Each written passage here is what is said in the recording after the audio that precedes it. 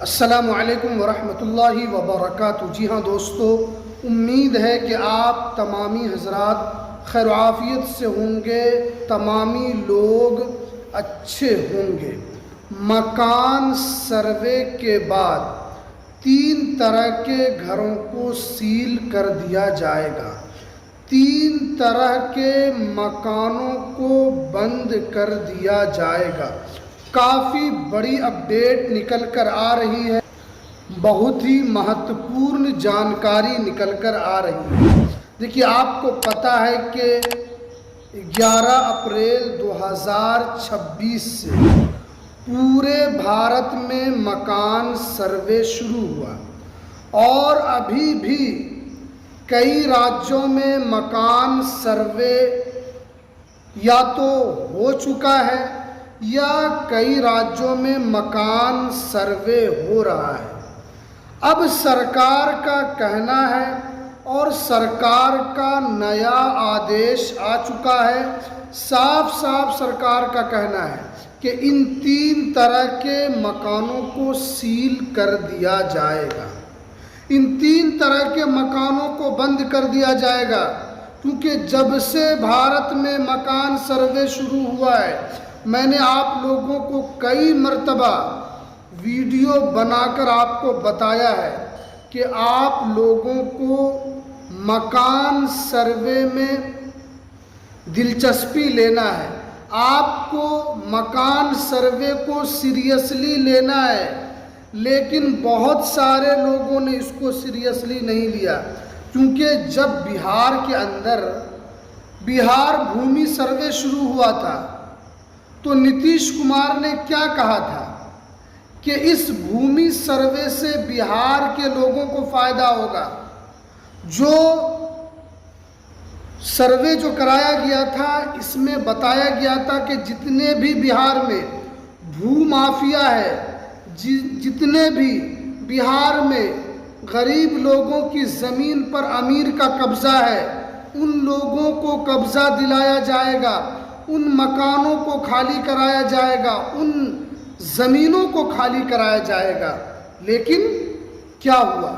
मकान सर्वे भी शुरू हुआ और सरकार ने इसमें भी तर्क यही दिया कि इससे जो है पूरे भारत में जो है केंद्र सरकार मकान सर्वे शुरू करेगी और इस सर्वे से जो लोग भी पीएम आवास योजना के लिए एलिजिबल होंगे उनको पीएम आवास योजना दिया जाएगा।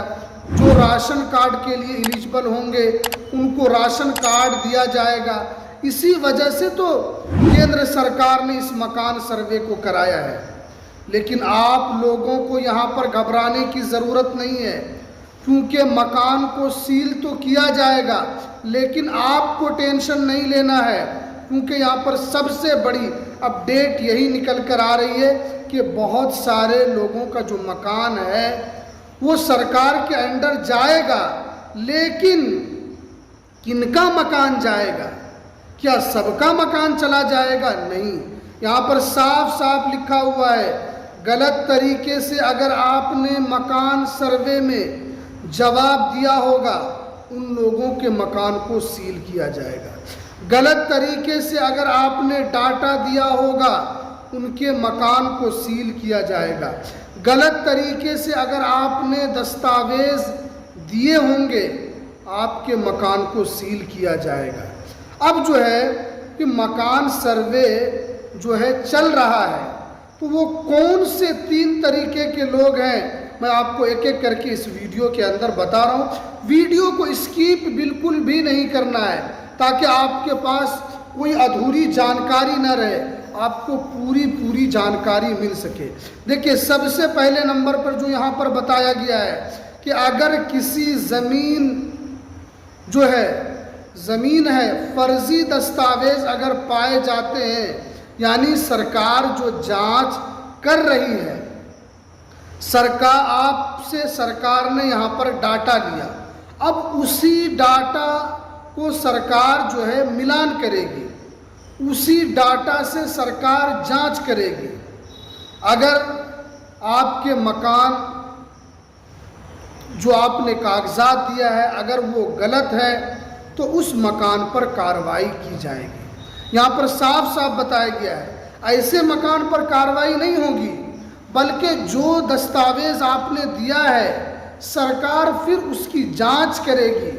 अगर आप पकड़े जाते हैं, गलत दस्तावेज़ आपने दिया होगा, गलत डाटा आपने मकान सर्वे में दिया होगा, तो आप पर कार्रवाई हो सकती है। उसके बाद देखिए, या यहाँ पर साफ साफ बताया, या रिकॉर्ड में गंभीर गड़बड़ी मिलती है, यानी जो रिकॉर्ड आपने दिया है अगर उसमें गंभीर त्रुटि पाई जाती है या आपके कागजात में कुछ बड़ी गलती पाई जाती है तो ऐसे में आपके साथ भी कार्रवाई हो सकती है और आपके मकान को भी सील किया जा सकता है। मैं कई महीनों से इस पर वीडियो बना रहा हूँ और मैंने आपको बताया भी था कि मकान सर्वे को इतना आपको हल्के में नहीं लेना है, मकान सर्वे को सीरियसली लेना है। मकान सर्वे में आपको हर जानकारी सही सत्य जानकारी आपको देना है, लेकिन बहुत सारे लोगों ने जानकारी सही नहीं दी, बहुत सारे लोगों ने गलत जानकारी दे दी कि हमारे घर पर कौन जांच करने के लिए आएगा। यही तो हमारी सबसे बड़ी गलती थी। उसके बाद देखिए, यहाँ पर बताया गया है अगर आपने कागजात में कुछ बड़ी गलती पाई जाती है तो ऐसे आपके साथ कार्रवाई हो सकती है और ऐसे में आपके मकान को सील भी किया जा सकता है। इसमें विभागीय जांच भी कर सकती है, लेकिन यहाँ पर बताया गया है कि बिना जांच प्रक्रिया के कार्रवाई नहीं होगी। यानी आप सोचेंगे कि अगर आप गलत जानकारी दे दिए तो आपके मकान पर कार्रवाई हो जाएगी, नहीं, बल्कि उसकी कानूनी प्रक्रिया से जांच होगी, उसकी पूरी लिस्टिंग की जाएगी, उसके बाद ही आप पर कार्रवाई होगी। या हो सकता है कि आपको इसमें टाइम भी दिया जाएगा, आपको नोटिस भी दिया जाएगा। अगर आपने नोटिस का जवाब दे दिया तो आपका मकान सील होने से रुक सकता है। जो भी नोटिस आएगा आपको सही सही जानकारी देना है। अगर आपने उस नोटिस का जवाब नहीं दिया, आपने उस नोटिस को सीरियस नहीं लिया तो कुछ भी कार्रवाई हो सकती है। उसके बाद देखिए दूसरे नंबर, अगर किसी सरकारी ज़मीन पर अवैध कब्जा है तो कार्रवाई संभव। यानी आप जिस मकान में रह रहे हैं और आपको ये पता है कि ये ज़मीन जो है ये हमारी नहीं है, हमने इस पर बगैर सरकारी एनओसी के, बगैर किसी सरकारी कानूनी प्रक्रिया के हमने सरकारी ज़मीन पर मकान बना लिया। अब जो है आपको उस मकान को, उस ज़मीन को खाली करना होगा, क्योंकि सरकार से आपने उन्हें एनओसी नहीं ली है या सरकार ने आपको उस ज़मीन पर घर बनाने की इजाज़त नहीं दी है, तो उस मकान को खाली करना होगा। उस मकान पर भी कार्रवाई होगी। बहुत सारे लोगों ने उस सरकारी ज़मीन पर कब्ज़ा किया और बहुत पैसा खर्च कर दिया, लेकिन वो पैसा खर्च करना आपका बर्बाद हो गया, क्योंकि आपकी वो ज़मीन है ही नहीं। अगर मेरी वो ज़मीन होगी, अगर मेरी इजाज़त के बगैर कोई किसी ज़मीन पर मकान बनाएगा तो क्या आप उसे रहने देंगे? तो सरकार भी इसी तरीके से कार्रवाई यहाँ पर करेगी।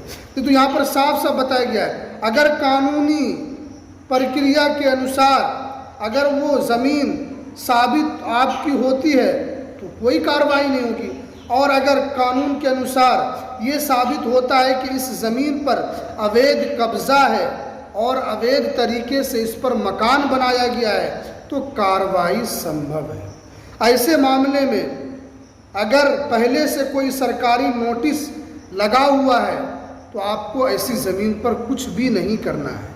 यानी अगर किसी सरकारी ज़मीन पर कोई नोटिस लगा हुआ है तो ऐसे ज़मीन को आपको बिल्कुल नहीं छूना है। या फिर अगर उस ज़मीन के रिकॉर्ड से आप भी उस ज़मीन के कागजात दिखा रहे हैं और सरकार भी उस ज़मीन के रिकॉर्ड को मिलान करेगी, अगर आप सही पाए जाते हैं तो कोई कार्रवाई नहीं होगी, और अगर सरकार सही पाई जाती है तो आप पर कार्रवाई यहाँ पर की जाएगी। अब जो है आपको करना क्या है, ये सारी बात तो हमने आपको बता दी, कैसे मकान को सील किया जाएगा, बंद कर दिया जाएगा। अब ये बात है कि आप लोगों को करना क्या है। तो यहाँ पर साफ साफ लिखा हुआ, जितने भी भारत के लोग भारत में रहते हैं, मकान सर्वे अगर हो चुका है या फिर जिनके यहाँ मकान सर्वे नहीं हुआ है, ऐसे सभी मामले में आपको 2-3 काम करना है। आपको 2-3 काम हमेशा तैयार रखना है।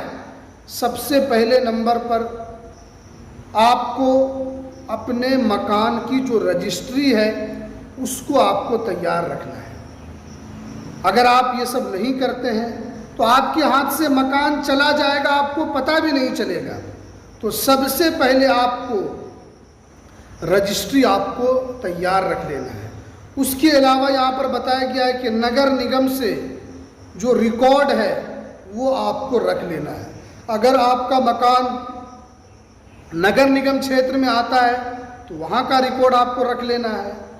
अगर नगर पंचायत में आता है तो आपको नगर पंचायत का भी रिकॉर्ड आपको रख लेना है। और उसके अलावा जो ज़मीन का आप टैक्स देते हैं, जो होल्डिंग टैक्स है, अगर आप वो देते हैं उसका भी रिकॉर्ड रखना है। अगर आप बिजली बिल जमा करते हैं, पानी का बिल जमा करते हैं, ये सारे रिकॉर्ड आपको रखना होगा, तभी तो आप बच पाएंगे। अगर आपके नाम से रजिस्ट्री नहीं है तो ऐसे घर को सील कर दिया जाएगा। आप फिर दर दर भटकेंगे, कोई किसी को इस ज़माने में रहने नहीं देता है। आपके पास पैसे नहीं है तो आप कहीं से पैसे का जुगाड़ कर लेंगे, लेकिन कोई रहने नहीं देगा। तो इसलिए ज़मीन रजिस्ट्री के कागजात, होल्डिंग टैक्स अगर आप देते हैं या आपके पास नगर निगम का कोई एनओसी है, वो सारा डॉक्यूमेंट्स आपको रखना होगा, तभी तो आप बच पाएंगे, वरना कार्रवाई आप पर हो सकती है। तो ये थी आज की सबसे इम्पोर्टेंट जानकारी। तो चलिए हमें दीजिए इजाज़त, फिर मिलते हैं किसी नेक्स्ट वीडियो में नई अपडेट के साथ।